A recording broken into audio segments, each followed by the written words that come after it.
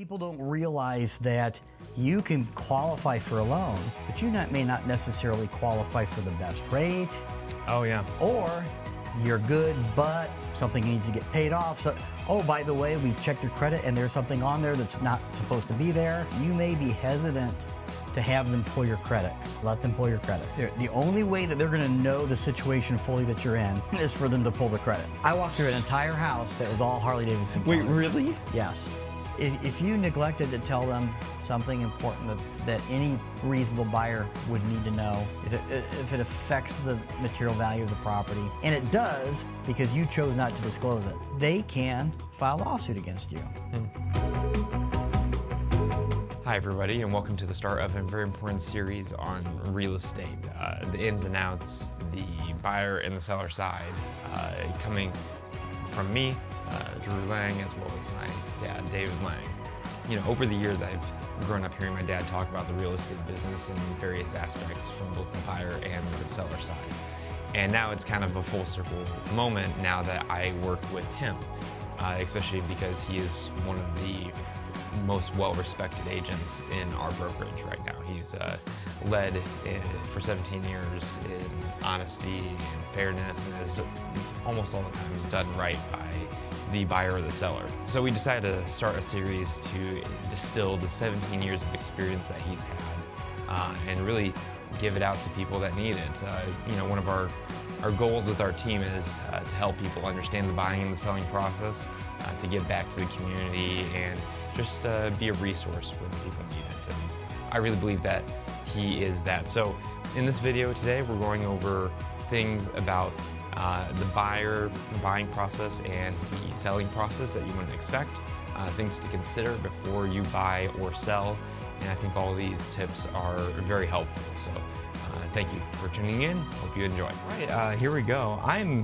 We were talking about this before we were going to start filming. I just want to say I'm really excited for this, partially because, I mean, you're my dad, you know, and I love working with you. I think you're an amazing realtor, and I've always looked up to you. But especially with this set of videos and this film project of really just trying to help the consumer maybe get through some of the mist and the mysticism of buying and selling, and maybe talk about some common problems and really just help people, which is kind of what we really do and what you're known for around the office. And even if you've bought or sold in the past, it may have been 5, 7, 10 years ago. Yeah. So even the experienced buyer or seller, to a certain extent, they're kind of relearning it each time that they do it. So yeah, and a lot's changed, especially in Florida in the last couple of years. A lot has, you know. So I figured let's just maybe start the first video with simple things of what not to do for buyers and what not to do for sellers, and figured let's just start with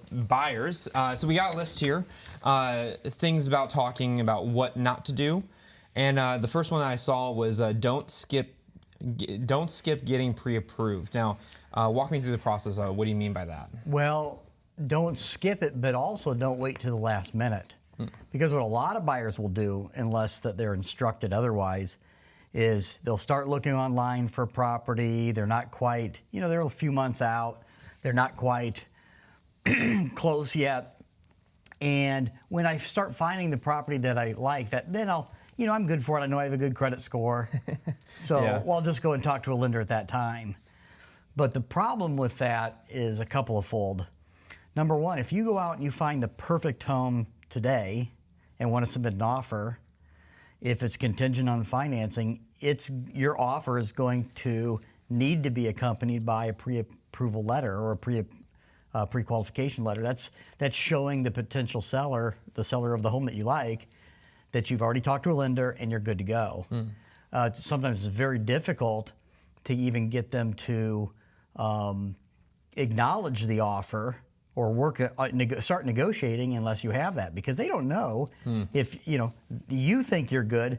They have no idea if you can get a loan or not. Why start the negotiating process? Why take the property off the market if ultimately you can't? So you will need to submit a loan pre-qual or pre-approval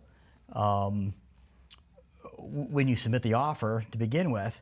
Now, another reason to not wait and maybe start this should be probably the first thing that you do is start talking to a lender. people don't realize that you can qualify for a loan, but you may not necessarily qualify for the best rate. Oh yeah. Or you're good, but something needs to get paid off. So, oh, by the way, we checked your credit and there's something on there that's not supposed to be there. And all this can really throw a monkey wrench into things if you do that at the last minute when you're trying to submit an offer. So even if it's 6 months, I'm not going to buy a house for 6 months down the road. Talk to a lender today. There's been many, many times where a good lender who looks at your situation and gives you advice on how to put yourself in the best position to get the best terms and the best rate possible. That advertised interest rate out there, whatever it happens to be, interest rates have too many factors to really, for you to really know what your interest rate's going to be. So anything you advertise, you can pretty much throw out the window. It's not real. Oh, okay. It's not real. So usually before I got into the real estate game, I initially thought that you find a house, then you find your financing. But it sounds like that we should do the opposite. You should talk to a lender first, at least to know your options. Many, many times where the lender might say, hey, look, if you do X, Y, or Z, you'll put yourself in a better position to get a better rate with better terms. But that formula that they have you do might take 30, 60, 90 days to do it. You can't do. Oh, really? You can't do it at the last minute. You still might be able to get a loan, but you may have to pay a premium and interest rate. And no one wants to do that. Yeah, no one wants to pay extra. No one wants to do that. Talk to a lender first. Yeah. And it'll put yourself in the best position possible when you find your perfect home. Okay. Are there any specific things that you should avoid when it comes to talking to a lender? I don't want to like say specific lenders, but are there like specific loans that you should just probably avoid in general, or is that more on the lender's discretion? Well, when you said specific things, I will say that you may be hesitant to have them pull your credit. Yeah, a lot of people are. Let them pull your credit. The only way that they're going to know the situation fully that you're in is for them to pull the credit. It's, you say, okay, well, I don't want my interest rate to get a little dip when you pull. It's temporary. It goes back up, but there's no way for them to know. Or let's say that you have a debt on your credit report that's not supposed to be there that's paid off. You won't know until you go through that process. Okay. And have a real credit score, real debts to plug into the debt-to-income ratio, so you can get a true, accurate estimate of how you're qualified. Okay, so just to understand, make sure I'm hearing you right, check with a lender first before you even start the process of looking for a house, right? Yes. Okay. See, things I'm learning And still. if you don't know who to talk to, ask your realtor. They'll usually have a few good options for you. People that they've worked with in the past that have good processing departments, that have good programs. There's a lot of great programs for first-time home buyers also out there. So ask your realtor, and they'll give you options for who to talk to for a lender. That's an excellent point. I mean, you usually if you want to find a good handyman, you would ask usually a construction worker or a plumber because they're in the field, so they talk Someone to a who lot. works with that person. Yeah, Yep. yeah. All right, the second one that you have is don't overlook the neighborhood. I feel like this is something that oftentimes people only talk about, like, man, the importance of the neighborhood. It might be a great house, but a bad neighborhood. Yeah, it's still something mentioned here for buyers. So why is it so important? And this will be a quick and easy one. You have to, when you're looking for the perfect home, sometimes it comes down to how many bedrooms, does it have a pool or not, how many bathrooms does it have, but does it have to be close to your work? Does it have to be close to activities that you like to do? How about friends, family, the school that your kids are going to go to? Yeah. So, we're not, the neighborhood itself, whether it's gated or not gated or whatever, doesn't really matter. It's how it fits into your lifestyle. And a lot of people think of that, but not everyone does. So I thought we mentioned it here. That's a great point. I know that HOA fees, especially in our area, are a big deal.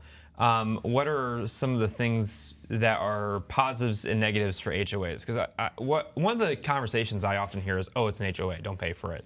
But there are some positives for the right person.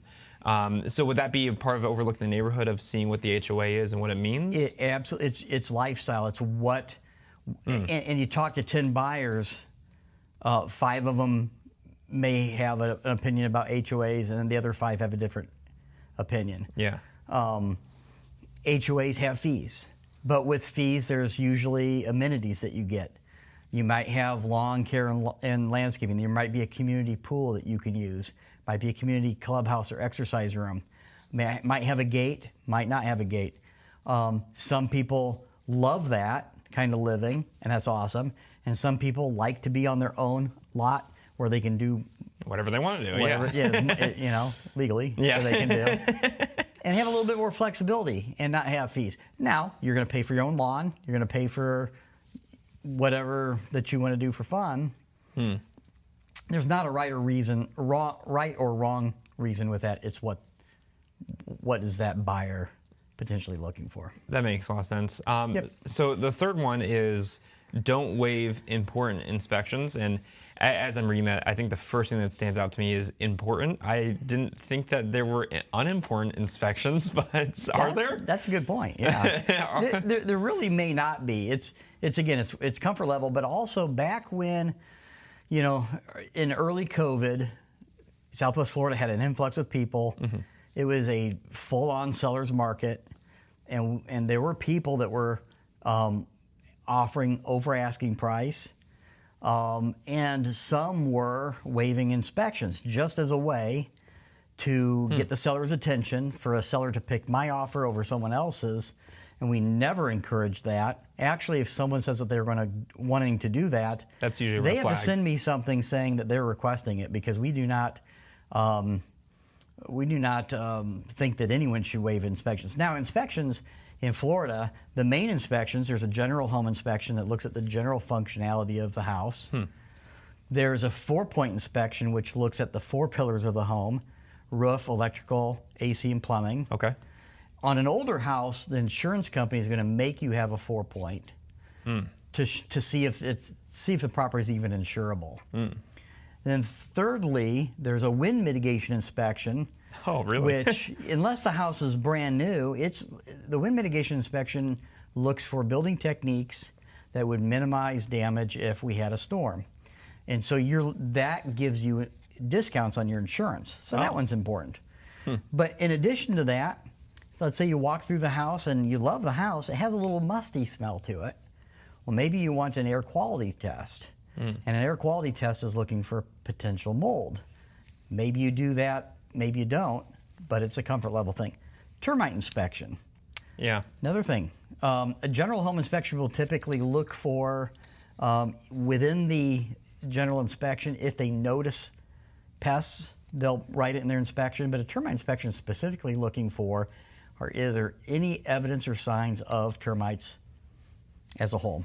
So I like analogies. I think, correct me if I'm wrong, I think a good analogy would be buying a new car versus buying a used car. Where buying a new car, you're paying more, but you're getting the guarantee that there's not as many miles on it. And I assume the same is with housing in general? Yes, but not 100%. Oh, really? And Okay. let me explain. If you're buying a brand new house, we recommend you have a home inspection done. Oh, really? Well, you think about it. The general contractor, the big builder, could be a great big builder, but all the work's performed by subcontractors, going from job site to job site. And there's many times where we do a general home inspection. Okay, it costs you a few bucks.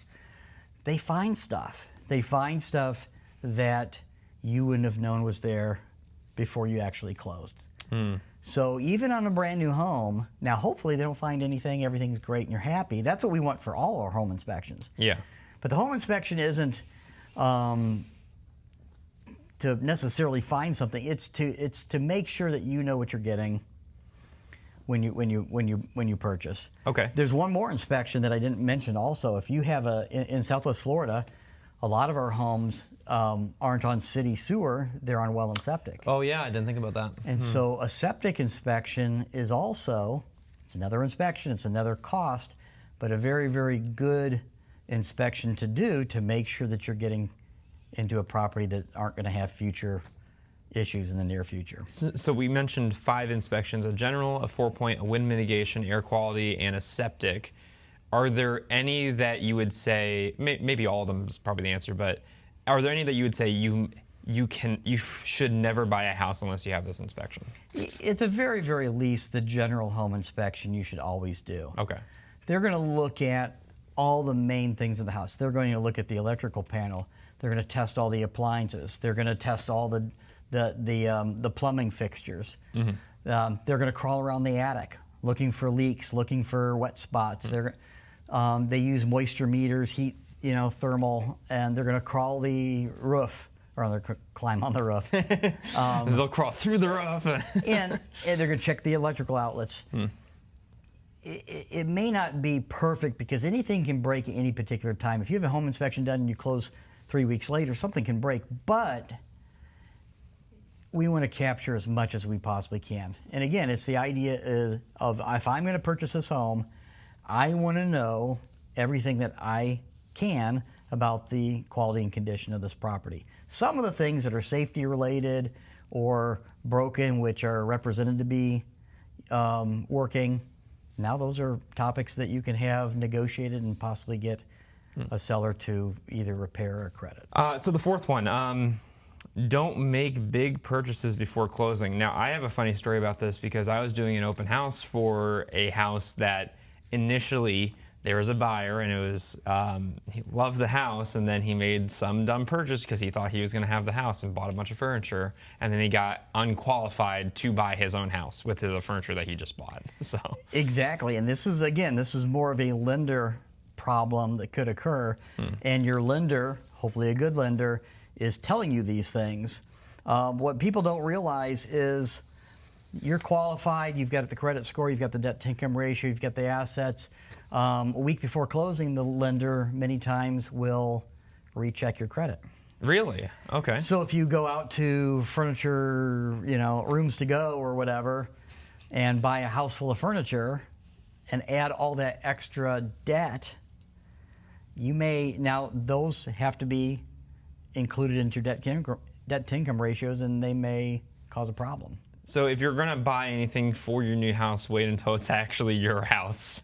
Wait until you're closed. Then do what the heck you want. Is that a common problem? Do a lot of people do that?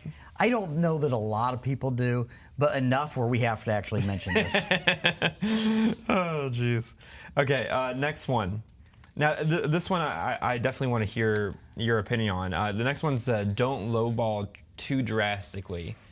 Part of my brain thinks of everything as a negotiation, so I think like, well, maybe I want to lowball to get a better price and then get them to go down in price. But you're kind of saying the opposite. Is it all a psyops that we get more commission, or? It depends, and here's a good reason why you want to hire a good realtor, because you find the house that you love, it's listed at whatever. Do I really know as a buyer, is it priced properly? Here's the thing. A seller can price something too high, appropriately, or even a little low. Oh, really? And, some people will do that to try to garner more attention, maybe multiple offers. So when you're looking at a property price, and you just decide, whatever I find, I'm just going to offer them 90% of what they're asking, you're really missing the boat. You're really missing the boat. So a good realtor, number one, will look for comparable sales that have recently sold to give you a good idea. This house is overpriced, and we need to come down, because why would we want to? Obviously, as a buyer, you don't want to overpay for something, but guess what? It's gonna have to appraise, right? Yeah. We're gonna go through this whole process and it not appraise, and then we're in square one. So we want a realistic offer. Now, why do you not want to lowball too drastically? There's a couple of reasons, but when a seller receives an offer that's either it could be unreasonable, they could be priced pretty well, and the offer just be unreasonable, and now the seller shuts down. They don't want to negotiate. So instead of a negotiation to a price that maybe you were hoping for, you get a no, I reject your offer. Because remember, a seller they have three options when they receive an offer. They can accept it, they can make a counter offer, or they can reject it. And if your offer is too low and could be an emotional sale for the seller, and they get a little ticked off because you're not being reasonable or you're trying to get something for nothing. Yeah. It's counterproductive. Or I've seen they'll counter back like $100 lower or something. It's just, or $500. So it's a little slap like in the a power face. move. and so what do you do as a buyer at that point? Yeah. So if the property's overpriced, your offer's going to be less. If the property is priced right, you can still offer less and see where it goes. But realize that the closer you are to the seller's expectations, the seller may at that point not even make a counteroffer. They may just simply accept your offer. Your reasonable offer could get you a lower price on the property than an unreasonable offer. That makes sense. Because the seller is willing to play games. He gave me it's a couple $1,000 lower than what I was hoping, but it's a good offer. Everything else is good. I'm just going to accept it and be done with it. Is there a hard and fast rule when it comes to price negotiation? Like, don't go under this or over that? There isn't, because, again, that seller could be priced to the T where the property is probably going to sell at, or they could be 20% over. And again, if they're 20% over market value and you offer them 90% of that, are you doing yourself No, I haven't even thought about it that way. It's property specific. However, I can tell you that the on average sale price to list price ratio, and this is not the original list price necessarily, but the list price that it was at when you put an offer in. Yeah. And it bounces around between 94 and 96% all the time. Okay. So, that tells you something. If you're offering 3, 4, 5% less, you have a very, very good chance for the seller to just simply accept it. If you're offering 7, 8, 9, 10% less, the seller's going to probably make a counter offer, and that counter offer may be acceptable to you and it may not be. So realistically, going beyond 5% or 7% might be almost hurting you more. And if a seller's overpriced, that property really needs to come down more than that. Okay. And I mean, I'm just going to probably ask this question almost every single time. How often does that happen? How often do people undercharge or underprice? Well, it's really difficult. You have to understand, it's difficult if a seller, let's say the seller believes, with the information the realtor's given them, the comparable sales that they have in their particular neighborhood, that the market value for a property is, let's say, $400,000. And they put it in the market for $390 or $385. There's a very, very good chance that they get more than one offer. That makes sense. And it ends up selling for $400,000. So if they get two offers, one is $385, one's $390, why would they take the $385? This market is right now a buyer's market. And this year I've already had 2 listings that had multiple offers. And in those particular cases, I wasn't undervalued. They were unique properties that people fell in love with. And if there's more buyers for a particular property that are willing to put offers in, that can bump the price up. So, yeah, do sellers willingly underprice their property? Not very often. Yeah, they probably want the most amount of money out of their own property. Everyone does, absolutely. Okay, so the next one is don't be afraid to ask questions. So this is interesting to me. My initial gut reaction is I feel like people would ask maybe too many questions. It's really hard to ask too many questions because, let's say you're a first-time home buyer. Okay. You have probably a question about every step in the process. Yeah. Your realtor. You. I just tapped the microphone, so it made a bunch of noise. Sorry.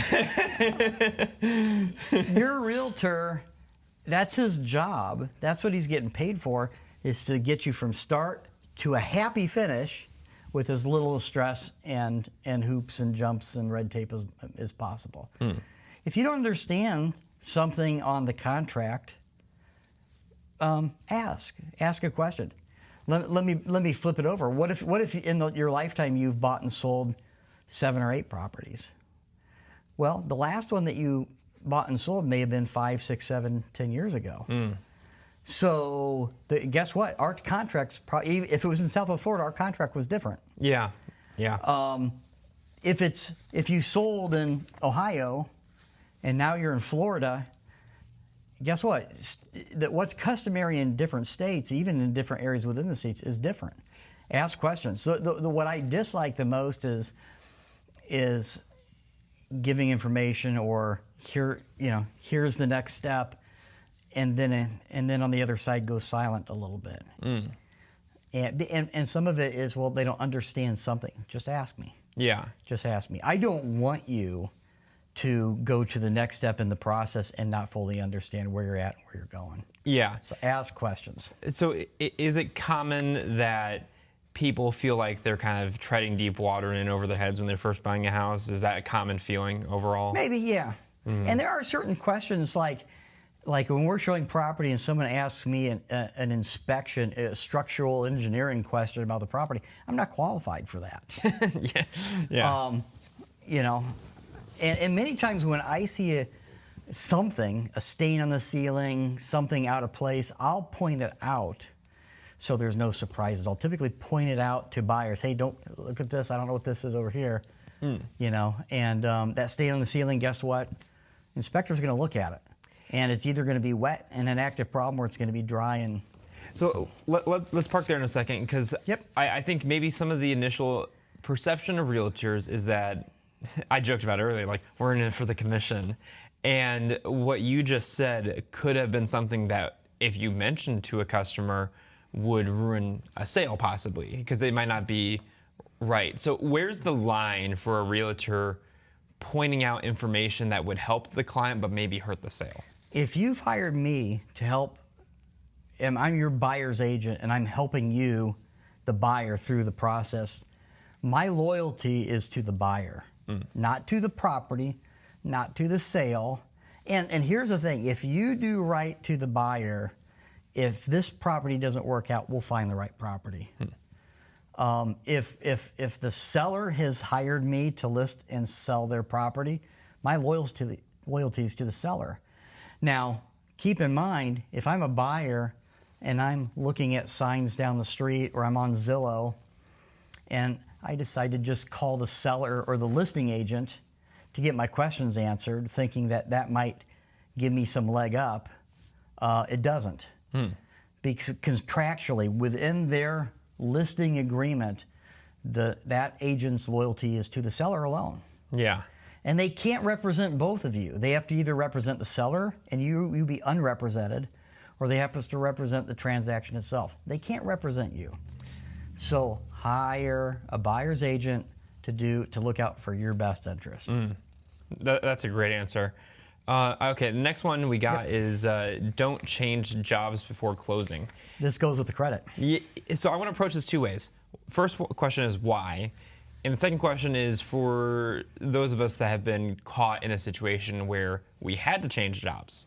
What do you do? If you have to, then talk to the lender. And here's the thing. If you're going from a salary position to a salary position, there may not be any issue. Oh, really? If you're going from you're doing this and you're doing something completely different, and this completely different something is commission-based where it was salary before, now you've got a problem. With commission jobs, you need 2 years, generally 2 years of history, because they can't just base it off of a month. They don't have any idea what's going to be. It's very inconsistent. Typical. It is. Yeah. It can be. So just because you change jobs doesn't necessarily mean that it's going to kick it out, but it can cause problems or delays. Number two, if you're thinking about doing something, let's say I'm purchasing a home and my income is what I'm using to qualify, but I'm planning on retiring in 6 months. I can see how that could be an issue. And you have that discussion with your employer. Well, when the lender calls to verify employment, they're verifying what you're currently making, and if it was commission or bonus based or overtime based the last 2 years, but also is it perceivable that that employment would carry on for the next 2 or 3 years? For them to use that income, it has to be perceivable that that income will continue. So they ask that too. So the employer, well, no, he's quitting in 2 months. Well, guess what? Now we can't use that income. So people's lives change all the time, but maybe consider. And if you have a question, talk to your lender ahead of time. It seems like lots going back to just talk to your lender. It's professionals. You know, realtors are professionals, lenders are professionals. We're there to help you navigate through the transaction. Yeah, I mean, if you think about it too, if we're doing a good job, then we should be putting you in the best position to maintain your house. Like it would be bad of us if we tried to get you into a house that you can't afford, you know. Absolutely. Absolutely. So last one, again, I feel like this next one and last one is a self-explainer, but I need in the description. So it says, don't ignore red flags.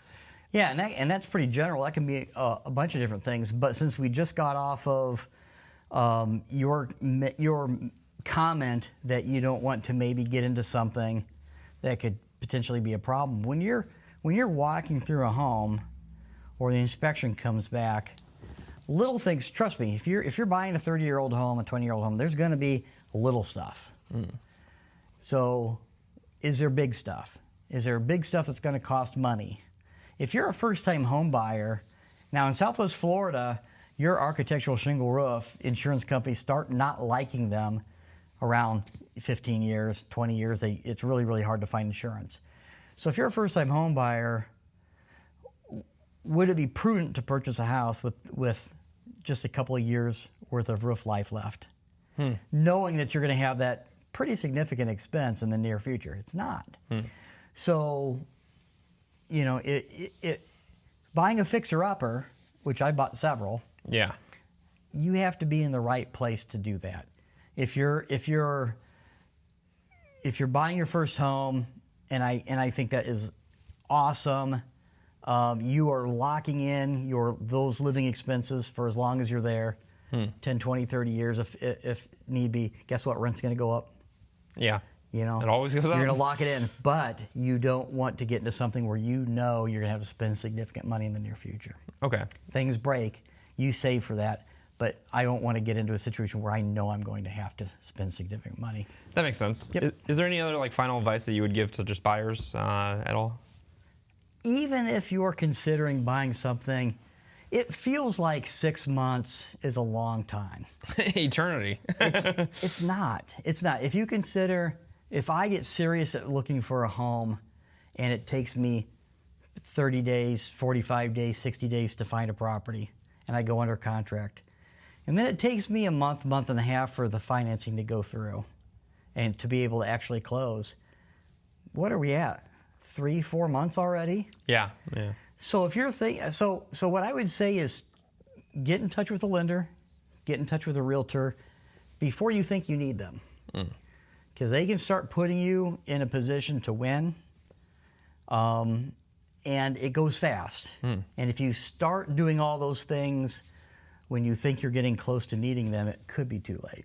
This is where not too late, but you start mucking up the process.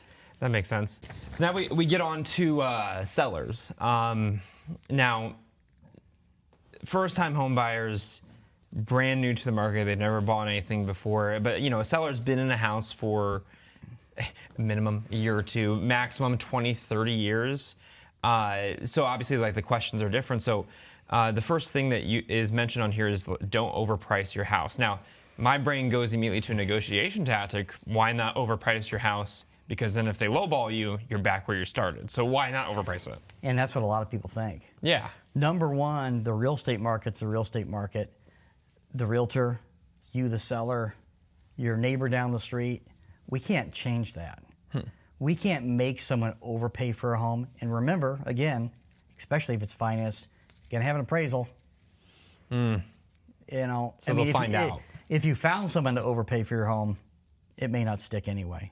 Okay, and most people are pretty smart. You when you bought the home, you didn't want to overpay for it. I think most people would say that they don't want to overpay for it some. So don't overprice your home. here's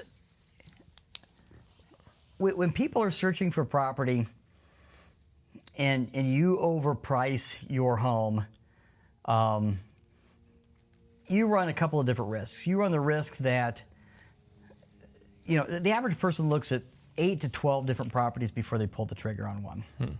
So they've looked at your competition at that same price point, same amenities, same number of bedrooms and bathrooms, and they, I have 5 homes here that are all very similar to yours, and they're $20,000 less than yours. So why would I? So, okay, would I put an offer on yours hoping you get real and negotiate, or do I just buy the one that's fairly priced to begin with? And you just buy the one that's easier.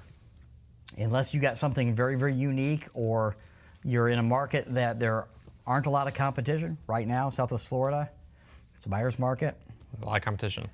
Yeah, a lot of competition. Your competition is other sellers on the market. So number one, that offer that you say, I'll negotiate when it comes in, unfortunately never comes in. Or let's say it comes in, let's use some numbers. Let's say market value is $400,000. You're priced at $4.25. You're just hoping someone gives you an offer so you can, and I'll negotiate down to closer to market value. I just want to get every penny I can get out of it. Well, the buyer that wants your home knows, because again, we've got the internet, they've looked at a dozen properties similar to yours. They have a pretty good idea what yours, value-wise, what it should bring. Yeah. But they really want yours. But I don't want to overpay for it. So what's my offer? Oh, my offer might be $375. Oh, I see. So they're going to go super low. The buyer's hoping, well, we can all just meet in the middle.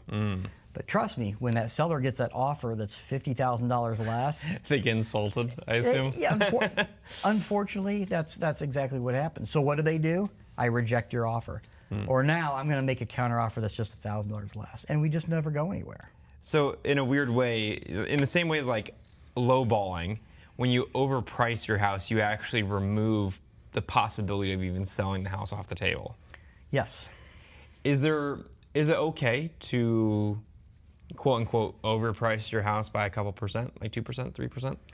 Not typically, and again, it's market specific. If we're in a balanced market, you're probably okay. If we're in a seller's market, you're okay, because all you really have to do is wait a couple of months down the road and the market comes up to you. If you're in a buyer's market, what could happen if that market is sliding down, and I'm a little bit over market value each time, but I'm gonna let it, we're gonna try it out for 60 days and we're gonna come down. Well, now that market value is less than it was 60 days ago. So now that's called chasing the market. And we've seen sellers, go all the way down and ultimately sell for a lot less than they should have. So market specific. And I also think when I see a house on the MLS, it's been on the MLS for 150 days, I'm like, what's wrong with the house? Again, let's try it out for a while. We can always reduce the price. Okay, 100%. You get that listing that property that's been on the market for a long time. And now even if you've made the price adjustments and now it's priced properly, what are buyers thinking? What's wrong with the property? It's been on the market for 5 months. What do I not see that there's a problem? And a lot of times they'll just not even try and exclude your property because they're a little uncertain about it. So it doesn't help you as a seller to overprice. So final question on the overpricing.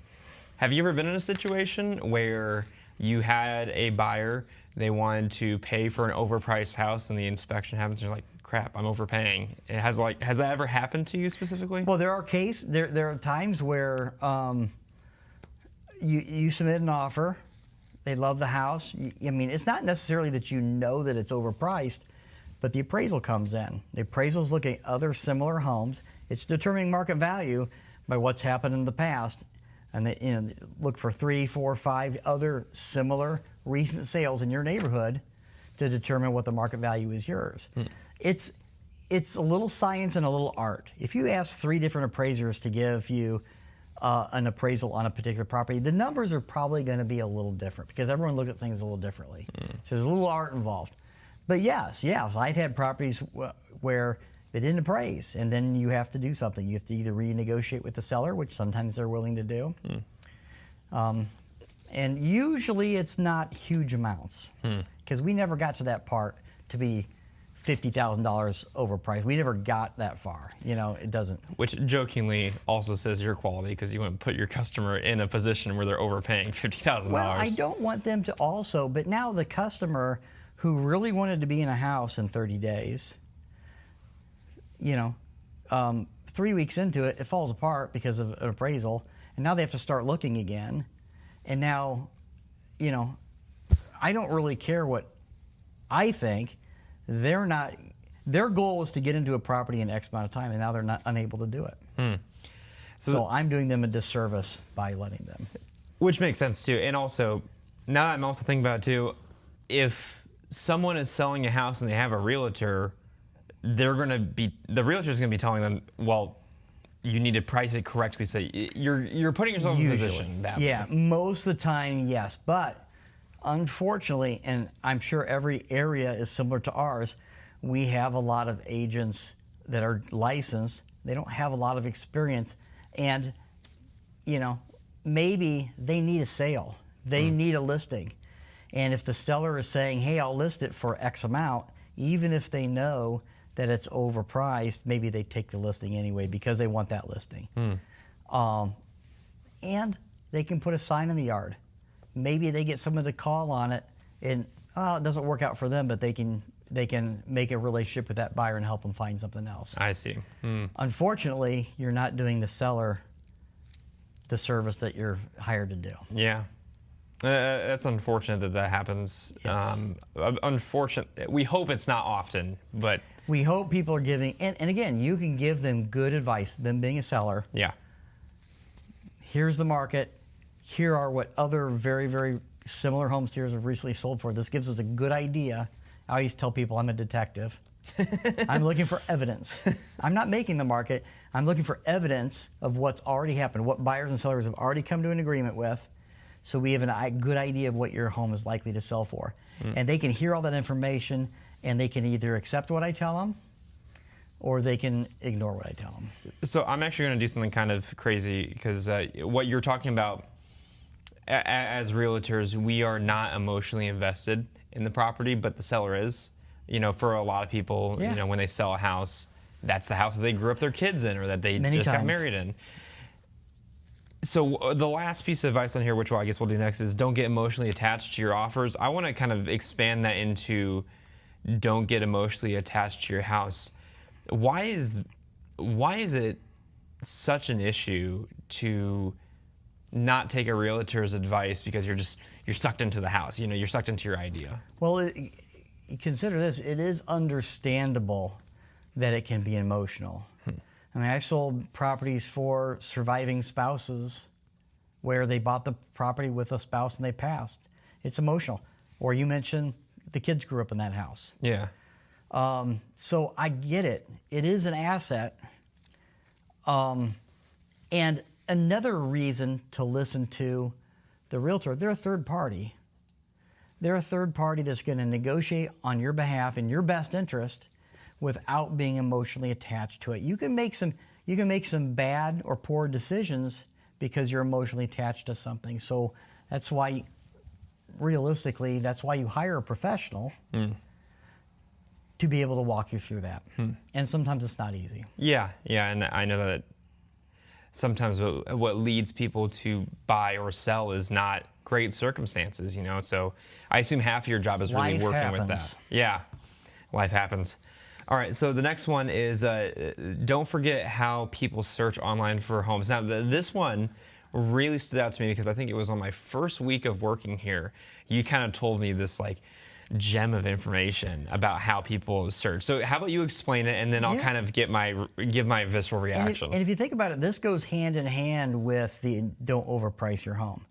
How do people look for homes on Realtor.com, Zillow, Homes.com, the million different places that you can out there?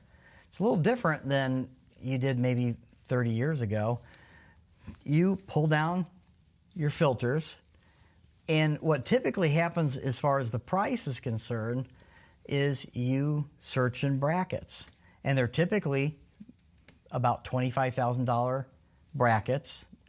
And so a lot of people will search, or maybe 50, they'll search for something like, I'm looking for a home between 350 and 400, or 500 and 550. It doesn't matter. The problem is when you overprice your home, if someone's looking, the worst is right over $100,000 increment. I'm going to list mine at 505. Well, everyone that's looking for 500,000 or less, or 4 to 5 or whatever, doesn't see your home. It's invisible to them. The thing that, and some people get that, but the thing that goes hand in hand with overpricing, now where does your property show up at? On the $600,000 ones. Yes. So and that's the part that I don't think people understand. Someone searching between 5 and 550 or 5 and 6 or whatever, your house is showing up in that range, and you're being compared to other houses that, if their true market value is $50, $75, $100,000 more than yours, unfortunately your house doesn't compare. And so you don't get showings, you don't get offers. But let's turn it around. Now I reduce the property, and now let's say I reduce it to 5. And now everyone looking between 450 and 5, or whatever the number is, now they see your property, which is a nice property. It's worth 500,000, and they're comparing it to all the rest of those. I see. So it can actually work for your favor. Now your house looks better than the competition. And now all of a sudden, there's been many times where we thought we were priced right, and after, we're not getting the activity, so make a little reduction. Not really that much more activity, making a little reduction. And then somewhere in there, that little reduction all of a sudden turns into this flurry of activity. I have showings, I've got a lot of showings, I've got phone calls, questions, and now I'm getting offers. What the heck happened? And that's what happened, is somehow along the line, you got into that bracket to where your house shown. And again, the market is the market. Yeah. You can't fix that. Yeah. You can just put yours in the best showing shape as possible and price it properly. So the next one is don't neglect necessary repairs. Now, where my mind goes is, what's really necessary? Well, trust me, hey, that thing that needs to be fixed for the last year, and I'm kind of okay living with it not fixed, so I don't fix it. All those things that there's necessary, there may even be unnecessary repairs, but the reason why you want to clean all that stuff up is because when people are walking through the property and they see, oh, I got to fix that, that doesn't look right, that's a DIY job that doesn't look right. Okay, well, that might have excluded them right there, but you know what people actually start doing in their mind? Well, if I saw that, if I saw those 5 things, what do I not see? What's all the stuff what do I not see? And now I'm getting a little scared about the condition of the property. So you may have lived with that switch that doesn't work or whatever, or that switch plate that's cracked. You clean all that stuff up. Now, psychologically wise, the buyer walks through and they go, Looks pretty great. yeah. And if they think on the surface that things look well maintained, then their brain goes, well, then everything that I can't see must be well maintained as well. So there's a lot of psychology within that. So yes. That makes a lot of sense. Yep. This next one I feel like is a personal attack on me. Don't clutter your house. Been there. Yeah. Now, and I know that there's 2 ways for this to happen. I think the first one is something that we kind of deal with less, which is the person that wants to show the house, but like they have trash on the floor. There's extremes to this. Well, I've shown hoarder houses. Oh, really? I've shown houses that aren't hoarder houses, but they're just messy. Maybe a renter lives there and they just don't care whether the house sells or not. They don't pick up. You have to understand, even if you're a relatively clean person, we ideally show and sell properties differently than we live in them. I want the tissue box easy to grab. I want the remote control. I want the coasters. I want the toothpaste. I don't necessarily have to put it in the drawer. It's right there. It's handy. we live in our houses differently. You're not a messy person. You're not there's nothing wrong with a lot of people, but they have to understand that they live differently than we want our pictures to show up great. We want the experience when people are walking through the property to be great. So there's the little stuff that can be picked up and stowed away. But then also the furniture and some of the what we'd think, because sometimes you can get a lot of stuff over the years in a particular room. Well, I like that bookcase there. I like this. I like this. I like all that stuff. But after a while, it gets to be a lot. Yeah. When you declutter, and I tell people, look, you're going to pack anyway, right? So just the stuff that you're not using, start packing. And what happens is if the chair in the corner that I never use, that was grandma's, if I put that in the garage or put that in a storage unit, what ends up happening after you, what we call declutter, that room now looks bigger, right, Drew? Oh, yeah, I didn't even think about that. It looks more spacious, it flows better. So you can take the same floor plan, the same room, and it will look more appealing to a buyer because of the decluttering. So there's different levels. There's decluttering, and then there's the little fine stuff that we still want people to do, even if they're very, very clean people, to minimize. So I have 2 questions on this. The first one is, for the idea of staging a house, do you guys hire, or do we hire professionals for that? Is it more on personal experience? How do you even stage a house correctly? Well, the term staging is very generic. Okay. Everything we just talked about, decluttering, picking up, maybe even painting that wall that you painted Harley Davidson colors. I walked through an entire house that was all Harley Davidson colors. Wait, really? Yes. Oh my gosh. All that's staging. You know, the baseboards are all scuffed up, so painting them, all that stuff staging. You can also get to the extreme where if it's a vacant house, people rent furniture, rent stuff, make it look pretty. With our digital world, a lot of times with a vacant room, we can virtually stage stuff and it looks, you're giving people An the idea. Yeah. of what it could look like or how furniture could be placed. That's what you're doing. My second question, I didn't know that you had to sell a hoarder's house. What is that process like? Because I feel like that's just a different level of customer service. Yeah, no, I've sold, but I've helped buyers view some of those homes. Oh, really? You have to understand also, that buyer has to be the right buyer. And a lot of times it's an investor. Who wants to take the time? Number one, even if the seller is going to get rid of everything, can I even properly look at the condition of the home when there's boxes all the way up to? Yeah. So what ends up happening more times than not, Drew, is the buyer goes, this house is just not going to work for me. So it doesn't get sold. Or an investor who goes, I can hire a dumpster and then and I don't really care because I'm going to buy it. I'm going to change it anyways. I'm going to buy it for pennies on the dollar. I'm going to buy it for 70% of what I think the market value is. So if it needs a bunch of stuff, I already know that it's going to need some work. That's what you're going to get. Okay. Man, that's definitely a different world Completely I haven't different, seen. different animal. Yep. So, as a seller, we talk about showings and open houses and having the house ready for someone to come in.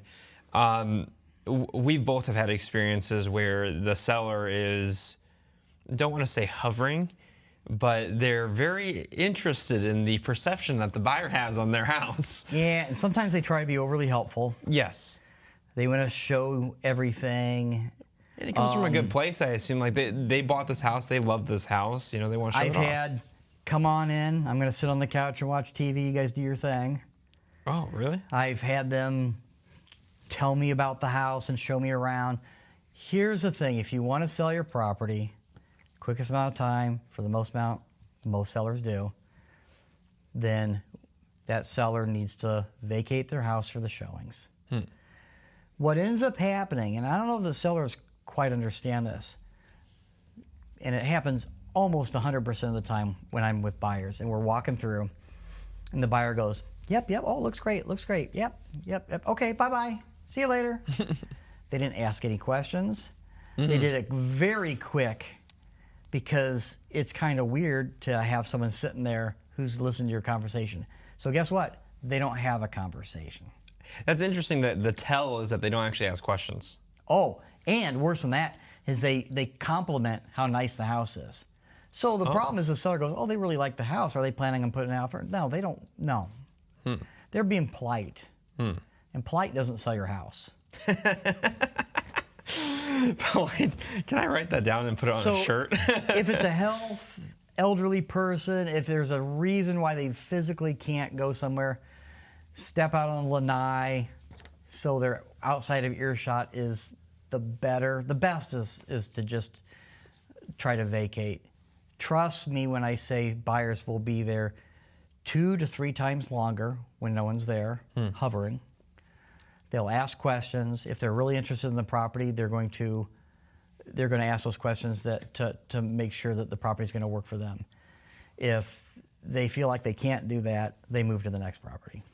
That's a great point. Yep. This next one, I laugh at. It's a bit down the page. Don't lie on your disclosure forms, because part of my thought process is, well, they're going to find out anyways at the inspections. So why lose the negotiating power that you have with that? Finding out on inspection is the good. Oh, what do you mean? The worst would be they don't find out for 6 months. Yeah, I didn't think about that. And in Florida is what I can speak to, but I would imagine everywhere. As a seller, you have to disclose any material fact that you know. A material fact is a fact that could affect the value of the property.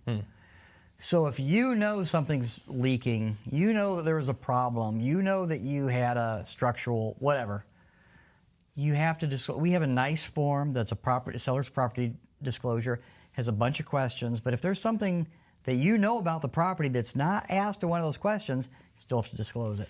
But David, what happens if they bought it anyways? They'll sue you, or they can. I mean, here's the thing: if you neglected to tell them something important that any reasonable buyer would need to know, if it affects the material value of the property, and it does because you chose not to disclose it, so you know it does, they can file a lawsuit against you. Not fun.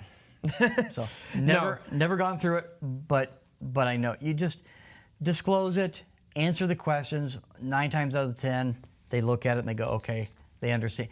The buyer just has to understand what they're buying. If it shows up on inspection, that's easier because now we can renegotiate, we can fix, we can whatever. That is one thing. Not disclosing it all and it closes and then something's found out down the road. Big problem. Not to be your biggest hype man, but it is kind of impressive that over 17 years of work, 600 homes sold, and you haven't had an issue like that. That says a lot. Yeah, well, you try to. I can't make a seller disclose or tell me something that I don't know about. I didn't live in their house. Yeah. But I can give them the information, the reason why, and then hopefully they follow my advice, and something is important to that, they really need to. Yeah, and speaking of advice, the next thing you have on there is don't ignore your realtor's advice. Absolutely. In every way? Or are there any like specific points where it's like, please just listen to me when I say this? And I get sellers, I get buyers that occasionally don't. I can't make them listen to me. But you have to understand, especially if you know you're hiring someone that has experience. Yeah, I've done this for 17 years. I've sold over 600 properties, buyer, seller. So don't ignore your realtor could be a pricing. I mean, it could be a bunch of different things. But if you know that you're hiring someone that has experience and they're telling you something, and if they're telling you something that makes you feel uncomfortable, they're probably telling you the truth. And if you feel uncomfortable that's probably when you should really listen and hear what they're saying. Because ultimately, you can't make plans to your next place unless you sell your property.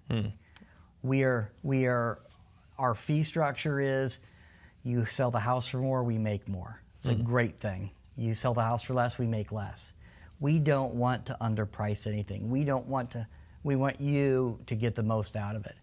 But if you're working with someone who has experience, and we can look at the market and we know there's 20 other properties out there that are very similar to yours that have sold in a particular range, there's no reason to expect that yours is going to sell much more than that. Well, and realistically, I mean, you have a lot of repeat customers because people were not only happy with the work that you did, but felt like you were being honest with them. Why shoot yourself in the foot trying to make a quick buck when you may have to deal with them in a few years again? You know? If you're going to be, well, what happens is they just won't call you.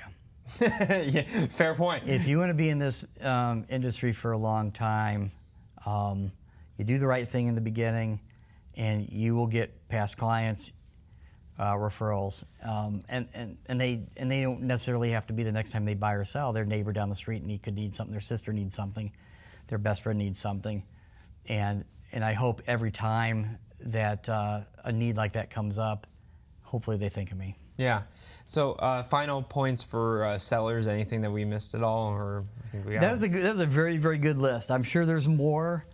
And anyone who has a particular question that we didn't cover, or maybe needs further explanation, definitely leave it in the comments. You know. Yeah, leave it in the comments. We will be happy to give you any information that we have. Yeah, contact us directly on the Lang team at kellerwilliams.com. Everyone's situation is different, so this, as much as we talked, didn't cover everything. Yeah, and we'll definitely make other videos in the future going through some of the other finer details. But thank you. I love talking to you about this stuff. And just you have a wealth of knowledge that a lot of people don't know about. So this is great. So good. Just trying to help people. Yeah. Just trying to give information. Awesome. Thanks.